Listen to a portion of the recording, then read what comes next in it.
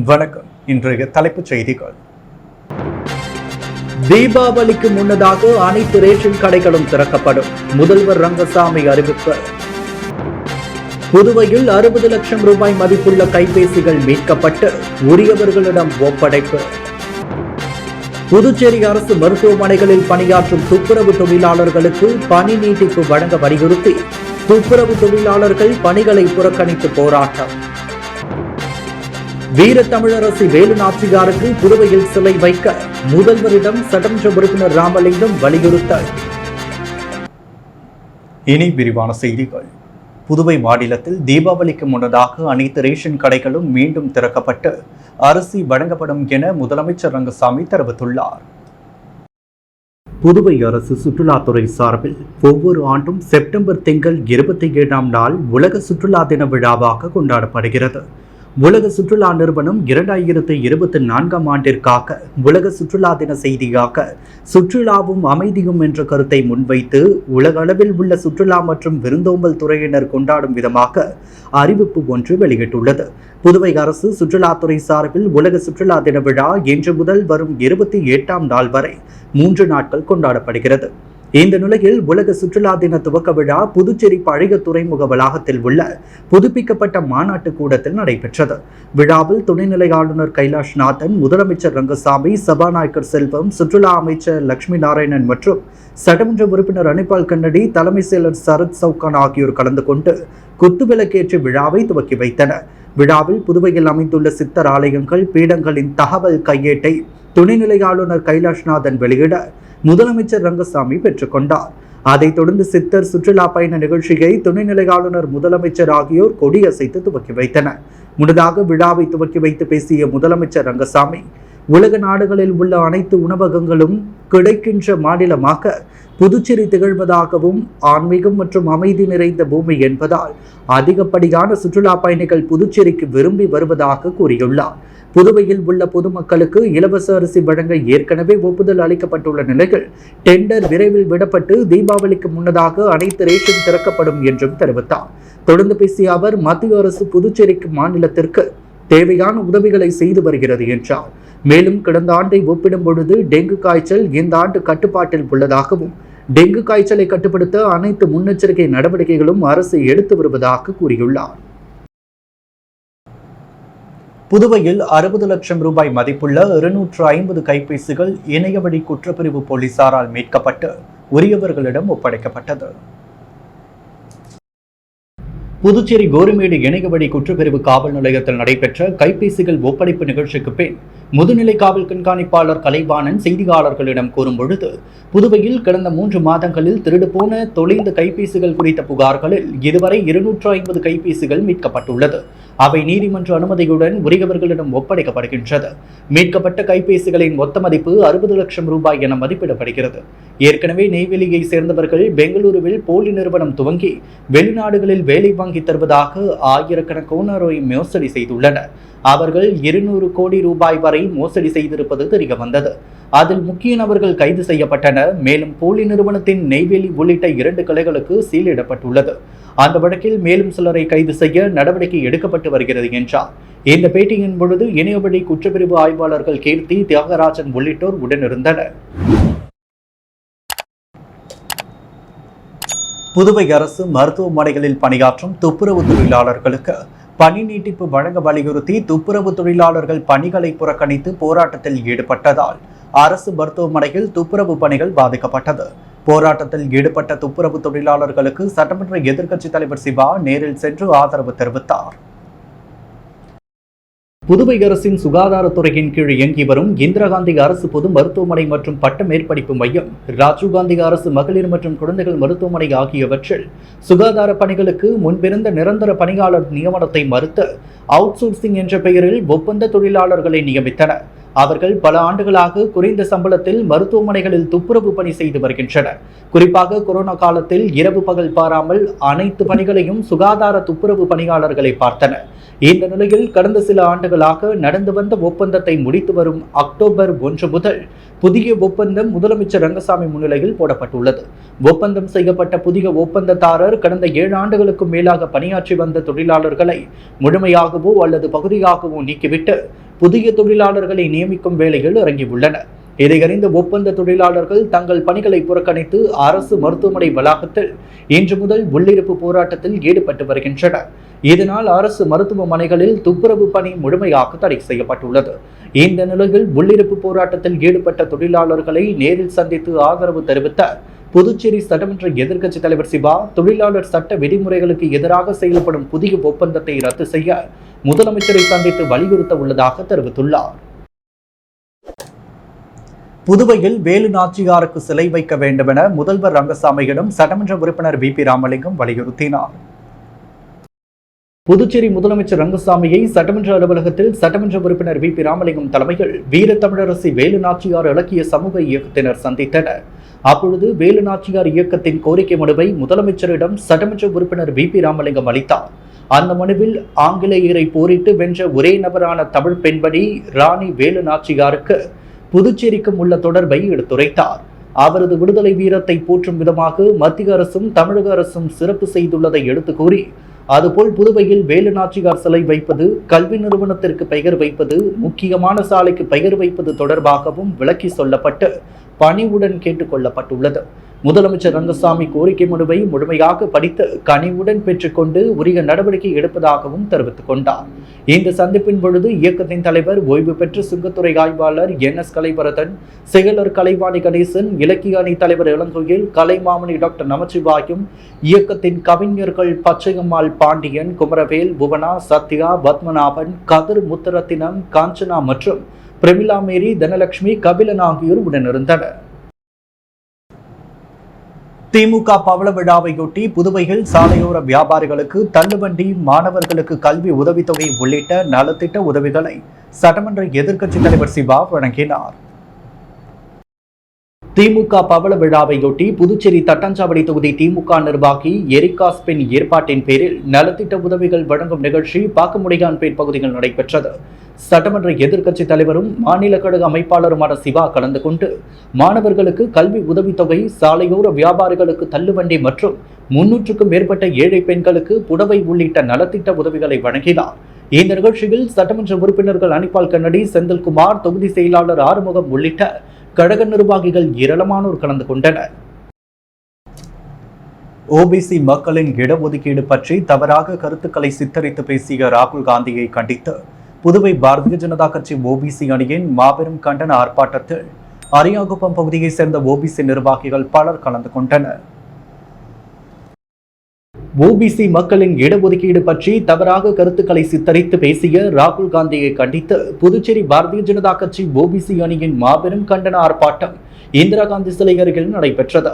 இதில் பாரதிய ஜனதா கட்சி மாநில தலைவர் செல்வகணபதி எம்பி, சிறப்பு அழைப்பாளர் ஓபிசி தேசிய செயற்குழு உறுப்பினர் டாக்டர் கார்வேந்தன், சட்டமன்ற உறுப்பினர் கல்யாண சுந்தரம், ஓபிசி அணி மாநில தலைவர் நடராஜன் மற்றும் பாரதிய ஜனதா கட்சி மாநில பொதுச் செயலாளர் மௌலிதேவன், மோகன்குமார், மாநில துணை தலைவர் பழனி மற்றும் ஓபிசி அணியின் மாநில பொதுச் செயலாளர் வேல்முருகன், மாநில செயலாளர் வெற்றி செல்வம் உள்ளிட்ட பலர் கலந்து கொண்டனர்.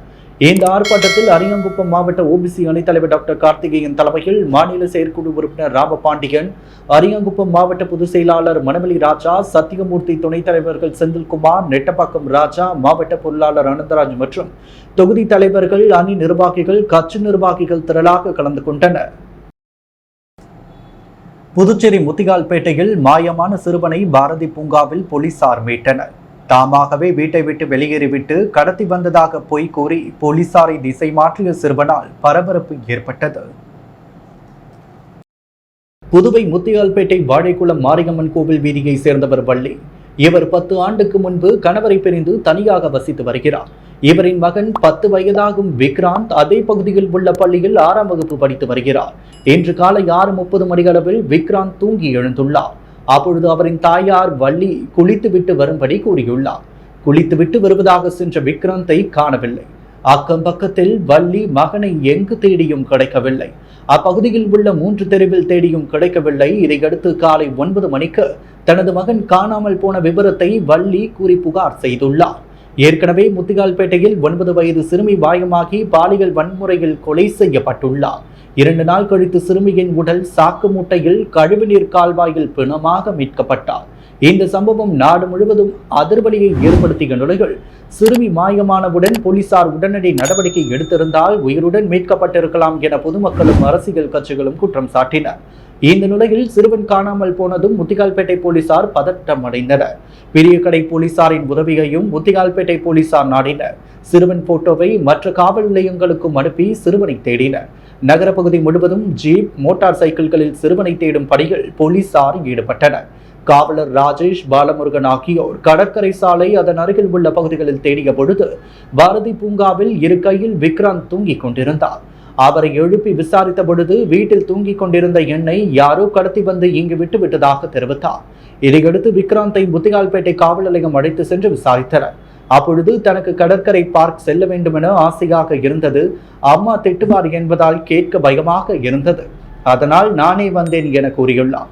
இதையடுத்து சிறுவனுக்கு அறிவுரை கூறி அவரது தாயிடம் போலீசார் ஒப்படைத்தனர்.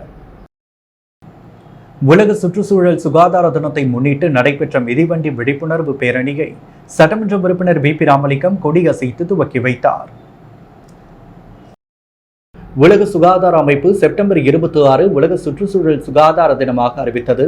இதையடுத்து ஸ்டூடெண்ட் ஃபார்மர் டெவலப்மெண்ட் அமைப்பு மிதிவண்டி பேரணியை நடத்தினர். இந்த பேரணி மூலம் வாகனங்களிலிருந்து வரும் மாசுவை கட்டுப்படுத்த விதமாக மிதிவண்டி பேரணி நடத்தி மக்களுக்கு விழிப்புணர்வு ஏற்படுத்தினர். இந்த மிதிவண்டி பேரணி வணிக வரித்துறை அலுவலகம் முன்பு துவங்கி ராஜீவ்காந்தி சந்திப்பு வழியாக நேர்வீதி சென்று புதுவை ரயில் நிலையத்தில் முடிவடைந்தது. இந்த விழிப்புணர்வு மிதிவண்டி பேரணியை சட்டமன்ற உறுப்பினர் வி.பி. ராமலிங்கம் கொடியசைத்து துவக்கி வைத்து இந்த பேரணி மூலம் சுற்றுச்சூழல் காப்பதின் முக்கியத்துவத்தை கூறினார். இந்த பேரணியை ஒருங்கிணைப்பாளர் முரளி பிரசாத் சிறப்பாக ஏற்பாடு செய்திருந்தார். புதுச்சேரி பணியாளர் மற்றும் நிர்வாக சீர்திருத்த துறையின் கீழ் நியமனம் செய்யப்பட்ட சிலர் பணியில் சேராததால் காத்திருப்போர் பட்டியலில் இருந்த 20 நபர்களுக்கு முதலமைச்சர் ரங்கசாமி பணியாணை வழங்கினார். புதுச்சேரி பணியாளர் மற்றும் நிர்வாக சீர்திருத்த துறையின் கீழ் நேரடி நியமனத்திற்காக கடந்த 27/8/2023 அன்று நடத்தப்பட்ட இளநிலை எழுத்தர் பதவிக்கான எழுத்துத் தேர்வில் 131 பேர்களும் 23/7/2023 அன்று நடத்தப்பட்ட மேல்நிலை எழுத்தர் பதவிக்கான எழுத்துத் தேர்வில் 255 பேர்களும் தேர்வு செய்யப்பட்டனர். அவர்களில் சிலர் அப்பணியில் சேராததால் தற்பொழுது காத்திருப்போர் பட்டியலிலிருந்து 20 நபர்களுக்கு இளநிலை எழுத்தர் பதவிக்கும் 15 ஆண்கள் 5 பெண்கள் மற்றும் 3 நபர்களுக்கு மேல்நிலை எழுத்தர் பதவிக்கும் 3 பெண்கள் இன்று நண்பகல் 12:30 மணியளவில் புதுச்சேரி சட்டப்பேரவையில் முதலமைச்சர் ரங்கசாமி பணியாளைகளை வழங்கினார். இந்த நிகழ்ச்சியின் பொழுது வேளாண் அமைச்சர் ஜெயக்குமார், பணியாளர் மற்றும் நிர்வாக சீர்திருத்த துறையின் செயலர் கேசவன், சார்பு செயலர்கள் கண்ணன், ஜெய்சங்கர் மற்றும் துறை அலுவலர்கள் உடனிருந்தனர். உருளையன்பேட்டை தொகுதியில் உள்ள முதியவர்களுக்கு போர்வை மற்றும் காலணிகளை சட்டமன்ற உறுப்பினர் நேரு வழங்கினார். புதுச்சேரி உருளையன்பேட்டை தொகுதிக்கு உட்பட்ட பகுதிகளில் சமூக நலத்துறை மூலம் 60 வயது பூர்த்தியடைந்த முதியோர்களுக்கு அங்கன்வாடி மையங்கள் மூலம் போர்வை மற்றும் காலணிகள் வழங்கும் நிகழ்ச்சி உருளையன்பேட்டை தொகுதி சட்டமன்ற உறுப்பினரும் புதுவை சட்டப்பேரவை அரசாங்க உறுதிமொழி குழு தலைவருமான நேருகின்ற குப்புசாமி பயனாளிகளுக்கு வழங்கினார். இந்த நிகழ்ச்சியில் மகளிர் மற்றும் குழந்தைகள் மேம்பாட்டுத்துறை திட்ட அதிகாரி, அமலுற்பவமேரி அங்கன்வாடி ஆசிரியர்கள், உதவியாளர்கள் மற்றும் உருளையன்பேட்டை தொகுதியை சேர்ந்த மனிதநேய மக்கள் சேவை இயக்க பிரமுகர்கள் பலர் உடனிருந்தனர். போக்குவரத்திற்கு இடையூறாக உள்ள மின்கம்பத்தை மாற்றி அமைத்து புதிய ஹைமாஸ் கம்பம் அமைத்து மின்விளக்கு எரிவதற்கு நடவடிக்கை எடுக்க வலியுறுத்தி இந்திய கம்யூனிஸ்ட் கட்சி தட்டாஞ்சாவடி தொகுதி குழு சார்பில் கையெழுத்து இயக்கம் நடைபெற்றது. தட்டாஞ்சாவடி தொகுதிக்குட்பட்ட பாக்கமுடியான்பட்டு ஜீவா காலனி செல்வ விநாயகர் கோவில் எதிரில் உயர் கோபுர மின்விளக்கு இருந்து வந்தது. 2 மாதங்களுக்கு முன்பு காற்று மழையில் ஹைமாஸ் மின்கம்பம் உடைந்து நொறுங்கிவிட்டது. இதுவரை மாற்றி அமைக்க மின்துறை நடவடிக்கை எடுக்கவில்லை. இதனால் அந்த பகுதி இருள் சூழ்ந்த நிலையில் 7 சாலைகள் ஒன்றாக சந்திக்கும் பிரதான பகுதியாக இருந்து வந்ததால் உடனடியாக உடைந்த ஹைமாஸ் கம்பத்திற்கு பதிலாக புதிய ஹைமாஸ் கம்பம் அமைத்து மின்விளக்கு எரிவதற்கு நடவடிக்கை எடுக்க வேண்டும். இந்த பகுதியில் போக்குவரத்திற்கு இடையூறாக நடுரோட்டில் மின்கம்பம் இருந்து வருகிறது. போக்குவரத்திற்கு இடையூறு இல்லாமல் வேறு இடத்திற்கு மாற்றி அமைப்பதற்கு மின்துறை நடவடிக்கை எடுக்க வேண்டும் என இந்திய கம்யூனிஸ்ட் கட்சி தட்டாஞ்சாவடி தொகுதி குழு சார்பில் கையெழுத்து இயக்கம் நடைபெற்றது. இந்த நிகழ்ச்சிக்கு இந்திய கம்யூனிஸ்ட் கட்சி மாநில துணை செயலாளர் சேது செல்வம் தலைமை தாங்க தொகுதி செயலாளர் தென்னரசன், மாநில குழு உறுப்பினர்கள் முருகன், செல்வம், எழிலன், தொகுதி பொருளாளர் தனஞ்செழியன் ஆகியோர் முன்னிலை வகித்தனர். தொகுதிக்குழு உறுப்பினர்கள் முருகன், லோகு, ரவிச்சந்திரன் உட்பட பலரும் கலந்து கொண்டனர். செந்தில் பாலாஜியை ஜாமீனில் விடுவித்ததற்காக பிரதமர் மோடிக்கு நன்றி சொல்லவே முதல்வர் ஸ்டாலின் டெல்லி சென்றுள்ளதாக புதுவை அதிமுக மாநில செயலாளர் அன்பழகன் குற்றம் சாட்டியுள்ளார். புதுச்சேரி அதிமுக மாநில செயலாளர் அன்பழகன் தலைமையில் செயல் வீரர்கள் கூட்டம் உப்பளத்தில் உள்ள தலைமை அலுவலகத்தில் நடைபெற்றது. கூட்டத்தில் 2026 சட்டமன்ற தேர்தலில் திமுக ஆட்சியை புறமுதுகிட்டு ஓட செய்து எடப்பாடியார் தலைமையில் ஆட்சி வளரவும், அதே நாளில் புதுவையில் புரட்சித் தலைவியின் புனித ஆட்சி வளர அதிமுகவினர் அனைவரும் சபதம் இருக்க வேண்டும் என்றும், புதுச்சேரியில் ஆட்சியாளர்களின் துணையோடு கடற்கரை பகுதிகள், கோவில் நிலங்கள் உட்பட விஞ்ஞான ரீதியில் ஊழல் செய்யும் நபர்கள் அவர்கள் செய்யும் துணைநிலை ஆளுநர் நடவடிக்கை எடுக்க வேண்டும் உட்பட 7 தீர்மானங்கள் நிறைவேற்றப்பட்டது. தொடர்ந்து செய்தியாளர்களிடம் பேசிய அன்பழகன், ஊழல் வழக்கில் சிக்கி ஜாமீனில் வெளிவந்த விசாரணை கைதியான செந்தில் பாலாஜியை சுதந்திர போராட்ட வீரரை போல் சித்தரித்து பட்டாசு வெடித்து திமுகவினர் கொண்டாடுவது ஊழலுக்கு துணை போகின்ற இயக்கம் திமுக என்பதை காட்டுகிறது என்றார். மேலும் செந்தில் பாலாஜியை ஜாமீனில் விடுவித்ததற்காக பிரதமர் மோடிக்கு நன்றி சொல்லவோ விடியில் தமிழக முதல்வர் ஸ்டாலின் டெல்லி சென்றுள்ளார் என குற்றம் சாட்டியுள்ளார். உப்பளம் தொகுதி ஜெயவிலாஸ் நகர் விவேகானந்தா வீதிக்கு தார் சாலை மற்றும் வாய்க்கால் அமைக்கும் பணியை சட்டமன்ற உறுப்பினர் அனிபால் கன்னடி பூமி பூஜை செய்து துவக்கி வைத்தார். புதுச்சேரி உப்பளம் தொகுதிக்குட்பட்ட ஜெயவிலாஸ் நகர் விவேகானந்தா வீதிகள் அடிக்கடி வாய்க்கால் அடைப்பு ஏற்படுவதாகவும், சாலை சரியில்லாமல் விபத்துகள் நடைபெறுவதாக உப்பளம் தொகுதி சட்டமன்ற உறுப்பினர் அனிபால் கன்னடியிடம் அப்பகுதி மக்கள் சரி செய்து தீர்வளிக்கும்படி முறையிட்டனர். இதனை ஏற்றுக்கொண்ட அவர், சட்டமன்ற உறுப்பினர் தொகுதி மேம்பாட்டு நிதியின் கீழ் ஒப்பந்த தொகை ரூபாய் 8,89,850 செலவில் அந்த வீதிக்கு கழிவுநீர் வாய்க்கால் மற்றும் தார் சாலை அமைக்கும் பணிக்கான பூமி பூஜையை தலைமை தாங்கி துவக்கி வைத்தார். அப்பொழுது நகராட்சி ஆணையர் கந்தசாமி, செயற்பொறியாளர் சிவபாலன், உதவி பொறியாளர் யுவராஜ், இளநிலை பொறியாளர் சண்முகம் உள்ளிட்டோர் உடனிருந்தனர். மத்திய பிரதேசத்தில் நடைபெற்ற 49வது ஜூனியர் தேசிய கேரம் போட்டிகள் புதுச்சேரி மகளிர் அணி 2ஆம் இடம் பிடித்துள்ளது. 49வது ஜூனியர் தேசிய கேரம் போட்டிகள் மத்திய பிரதேச மாநிலம் குவாலியரில் 23 முதல் 26ஆம் தேதி வரை நடைபெற்றது. லக்ஷ்மிபாய் நேஷனல் இன்ஸ்டிடியூட் உடற்பயிற்சி மற்றும் விளையாட்டு கல்விகள் கழகத்தில் நடைபெற்ற இந்த போட்டிகள் புதுச்சேரி அணி மகளிர் பிரிவில் 2ஆம் இடம் பிடித்தது. தனிநபர் பிரிவில் பூஜா 6ஆம் இடத்தையும், 21 வயதுக்குட்பட்டோருக்கான பிரிவில் ஜெபஸ்டின் 8வது இடமும் பிடித்தனர். அவர்களுக்கு சங்க தலைவர் ஜெகஜோதி, செயலாளர் ஞான இருதயராஜ் ஆகியோர் வாழ்த்துக்களை தெரிவித்தனர். வில்லியனூர் காவல் நிலைய inspector Arumugam, sub inspector Saranya தலைமையிலான போலீசார் 10 கண்ணு பகுதியில் பொது இடங்களில் மது அருந்தியவர்களிடம் விசாரணை மேற்கொண்டனர். வில்லியனூர் காவல் நிலைய எல்லைக்குட்பட்ட கூடப்பாக்கம், 10 கண்ணு, பொறையூர், ஊசிடு உள்ளிட்ட பகுதிகளில் SP வம்சிதர் ரெட்டி உத்தரவின் பேரில் inspector Arumugam, sub inspector Saranya மற்றும் கிரைம் போலீசார் தீவிர கண்காணிப்பு மற்றும் சோதனை பணிகள் ஈடுபட்டனர். அப்பொழுது பொது இடங்களில் மது அருந்துபவர்கள் சந்தேகத்துக்கிடமாக செல்லும் வாகன ஓட்டிகளிடம் விசாரணை நடத்தினர். மேலும் கொலை குற்றவாளிகளை பிடிக்கும் முயற்சியிலும் தொடர் சம்பவங்கள் ஏதும் நடைபெறாமல் தடுக்கும் முயற்சிகளும் ஈடுபட்டனர். போலீசாரின் இந்த அதிரடி சோதனையால் அப்பகுதியில் பரபரப்பு ஏற்பட்டது. செல்லிப்பட்டு கிராமத்தில் சங்கராபரணி ஆற்றின் வலது கரையில் பிள்ளையார் குப்பம் அணைக்கட்டிலிருந்து செல்லிப்பட்டு பாலம் வரை சாலை அமைக்கும் பணிக்கான பூமி பூஜையை சட்டமன்ற உறுப்பினர் அங்காளன் துவக்கி வைத்தார். புதுவை மாநிலம் திருபுவனை சட்டமன்ற தொகுதிக்குட்பட்ட செல்லிப்பட்டு கிராமத்தில் சங்கரபரணி ஆற்றின் வலது கரையில் பிள்ளையார்குப்பம் அணைக்கட்டிலிருந்து செல்லிப்பட்டு பாலம் வரை சாலை அமைக்கும் பணிக்கான பூமி பூஜை 48,39,658 ரூபாய் மதிப்பீட்டில் நடைபெற்றது. இந்நிகழ்ச்சியில் திருபுவனை தொகுதியின் சட்டமன்ற உறுப்பினர் அங்காளன் கலந்து கொண்டு விழாவிற்கு தலைமை தாங்கி பூமி பூஜை செய்து பணியை துவக்கி வைத்தார். இந்நிகழ்ச்சியில் பொதுப்பணித்துறை நீர்ப்பாசன கோட்ட செயற்பொறியாளர் ராதாகிருஷ்ணன், உதவி பொறியாளர் மதிவாணன், இளநிலை பொறியாளர் ஜெயராமன் மற்றும் ஊர் பொதுமக்கள், சட்டமன்ற உறுப்பினரின் ஆதரவாளர்கள் கலந்து கொண்டனர். வில்லியனூர் அரசு பள்ளிகளுக்கு 1,50,000 ரூபாய் செலவில் தனியார் நிறுவனம் மூலம் கம்ப்யூட்டர் மற்றும் உபகரணங்கள் எதிர்க்கட்சித் தலைவர் சிவா தலைமையில் வழங்கப்பட்டது. புதுவை மாநிலம் வில்லியனூர் தொகுதிக்குட்பட்ட சுல்தான்பேட் அரசு துவக்க பள்ளிக்கு தனியார் நிறுவனம் தமது 60ஆம் ஆண்டு துவக்க விழாவை முன்னிட்டு தமது சமூக பங்களிப்பு நிதி மூலமாக 2 கம்ப்யூட்டர், 2 ஸ்டீல் பெஞ்ச், ஆசிரியர்கள் அமரக்கூடிய நாற்காலி என 78,550 ரூபாய் மதிப்பிலும் வில்லியனூர் தென்கோபுர வீதியில் அமைந்துள்ள அரசு பெண்கள் நடுநிலைப் பள்ளிக்கு டெஸ்க், பெஞ்ச் என 70,000 ரூபாய் மதிப்பிலும் மொத்தம் 1,48,550 ரூபாய்கள் நலத்திட்ட உதவிகளை வழங்கியது. பள்ளி வளாகத்தில் நடைபெற்ற இந்த நிகழ்ச்சியில் தொகுதி சட்டமன்ற உறுப்பினரும் சட்டமன்ற எதிர்க்கட்சித் தலைவருமான சிவா கலந்து கொண்டு தனியார் நிறுவனம் வழங்கிய உபகரணங்களை பள்ளி நிர்வாகத்திடம் வழங்கினார்.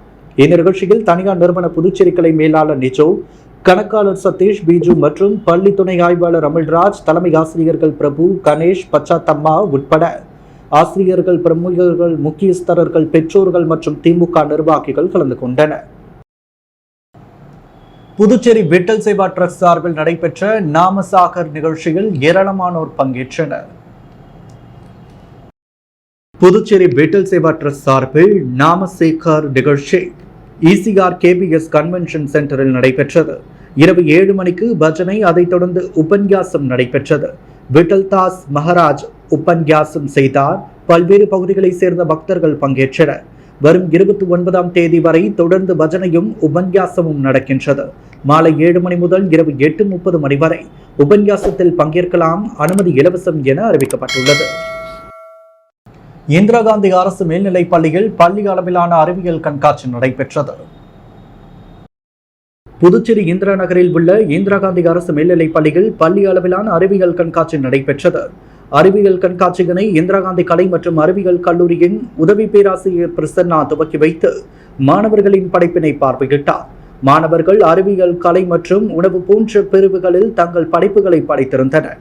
உழவர்கரை அரசு மேல்நிலைப் பள்ளியின் விரிவுரையாளர் செந்தில் நாயகம் மற்றும் கதிர்காமம் அரசு பெண்கள் மேல்நிலைப் பள்ளியின் விரிவுரையாளர் செல்வசீனா மரிய மோனிகா ஆகியோர் நடுவர்களாக இருந்து மாணவர்களின் படைப்புகளை மதிப்பீடு செய்தனர்.